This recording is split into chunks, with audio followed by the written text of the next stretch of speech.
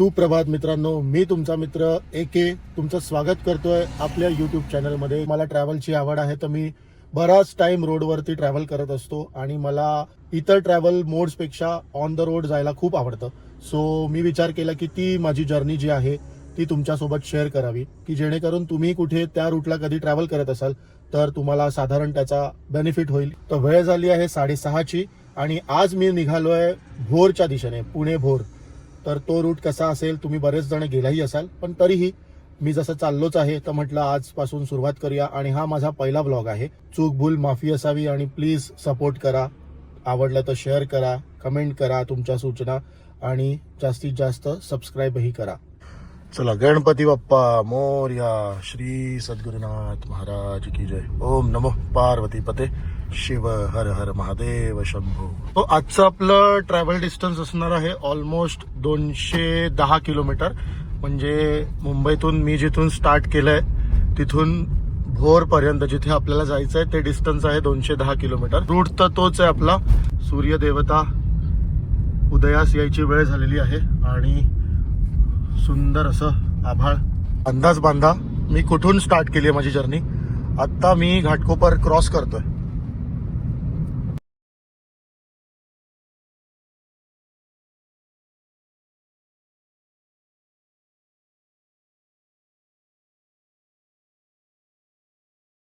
वाशीचा bridge आपण cross केलाय आणि तुर्भेचा पण तो टर्न घेऊन आपण आता टुवर्ड्स पनवेल कळंबोलीला लागलो आहे. आणि तुर्भेचा ब्रिज क्रॉस केल्यानंतर जस्ट एक थोडंसं पुढे आलो ना की एक काळभैरवचं मंदिर आहे, हे बघा.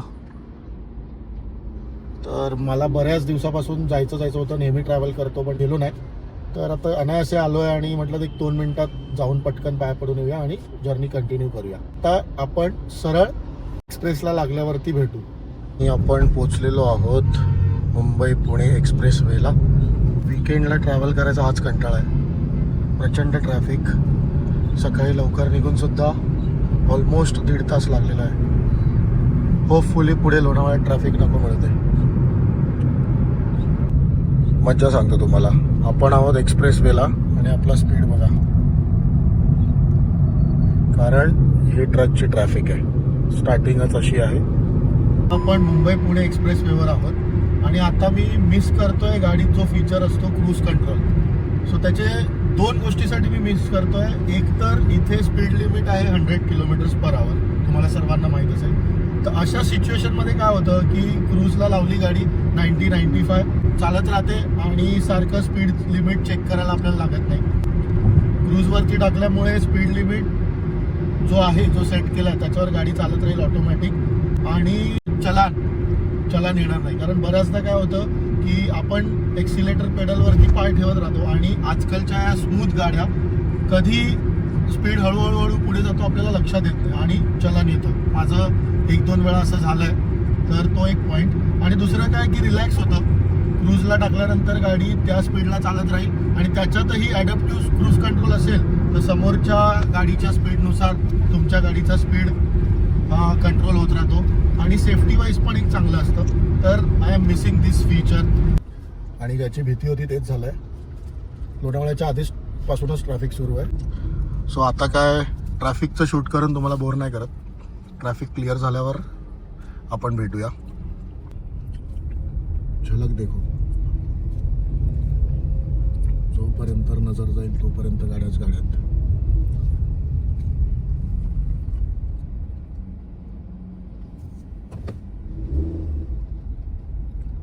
दीड तासाच्या ट्रॅफिक नंतर आता लोणावळा क्रॉस केलाय. 8:30 वाजता घाट चढायला सुरुवात केली होती.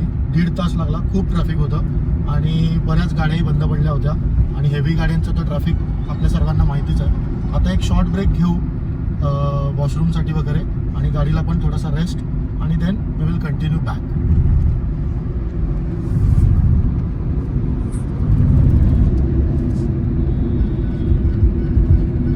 तो म्हटल्याप्रमाणे एक शॉर्ट ब्रेकसाठी थांबलो. चहा घेतला तळेगावच्या पुढच्या टोलवरती आणि क्विक ब्रेक झाला ऑलमोस्ट. आता परत कंटिन्यू करतोय. चहाचा वॉशरूमचा शॉर्ट ब्रेक झालेला आहे आणि आता आपण टुवर्ड्स भोरच्या दिशेने निघतोय. पुण्यातलं ट्रॅफिक पण आपल्याला बीट करायचं आहे. सो टाइम वेस्ट करून चालणार नाही. लेट्स गो.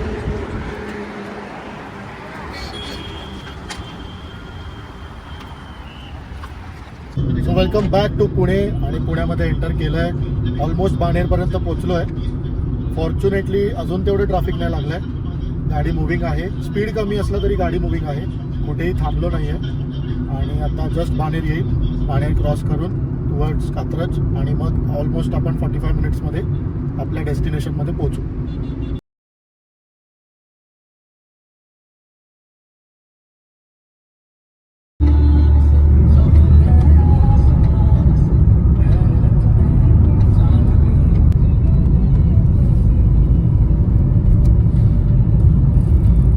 आता कात्रजचा टनल क्रॉस केला आणि आपलं डेस्टिनेशन जे आहे ते आता फक्त आणि फक्त 10 मिनिटावरती आहे. आणि भोर साईट सीन करायला निघणार आहोत. तर स्टे ट्यून, आता डायरेक्ट आपण साईट सीनवर भेटूया. कैलास भेळमध्ये ही ओली भेळ त्यांची स्पेशल घेतली आहे आणि मिसळ. सो आता पटापट खाऊया आणि साईट सीनला निघूया. नॅशनल हायवे सोडून आपण भोर फाट्यावरून राईट मारून भोरच्या दिशेने चाललो आहे. रोड अतिशय सुंदर आहे, दाखवतोच मी तुम्हाला. कॉन्क्रीटचा रस्ता आहे. भोर फाट्यावरून भोर आता ऑलमोस्ट 13 किलोमीटर दाखवत आहे. आपण पहिलं चाललो आहे नेकलेस पॉईंटला. हा स्टेट हायवे 119 आहे आणि कम्प्लीट कॉन्क्रीट आहे. 2 वे लेन आहे. सो गाडी जरा चालवताना सांभाळून. तर आत्ता आपण भोरच्या नेकलेस पॉईंटवर पोचलो आहोत आणि हा माझ्या पाठी व्ह्यू दाखवतो तुम्हाला. सो ही जी नदी आहे तिचा जर वाहण्याचा तुम्ही शेप बघाल, फ्लो बघाल, तर तो साधारण नेकलेससारखा दिसतो आहे बघा. त्यामुळे ह्याला नेकलेस पॉईंट म्हणतात. आणि इथे सनराईज सनसेट बघण्याची मजाच वेगळी असेल. सनसेटच दिसेल कदाचित. सूर्य इथे आहे, तो आता मावळतीला चालला आहे. सो सनसेट इथून बघायला मजा येईल.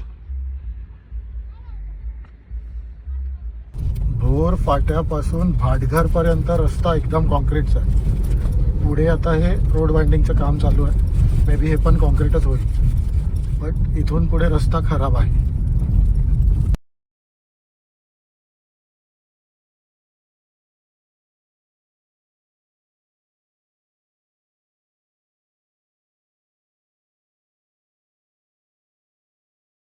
सहा वाजले आहेत संध्याकाळचे आणि हा ब्लॉग एंड करायची वेळ झालेली आहे. सो आपण सकाळी एकंदरीत 6:30 वाजता मुंबईतून स्टार्ट केलं होतं आणि आत्ता संध्याकाळचे 6 वाजले.